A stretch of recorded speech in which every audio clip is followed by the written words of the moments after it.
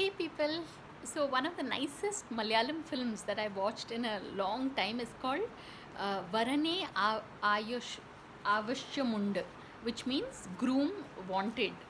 And it stars Dulquer Salman, Kalyani Priyadarshan, Shobhana, and the Tamil actress, and among others, Suresh Gopi star. So there's this phrase called slice of life.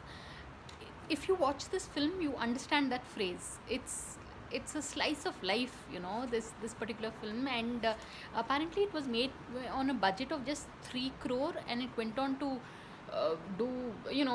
make 31 crores, and Dulquer Salman has been the producer of the film.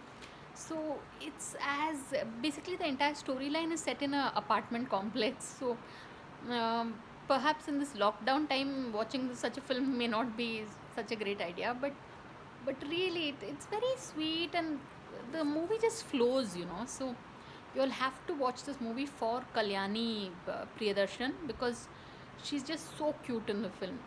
So it's called Varane Avashyamund, and it's on Netflix. Amazing Malayalam film. So on that note, thanks for watching, and please subscribe.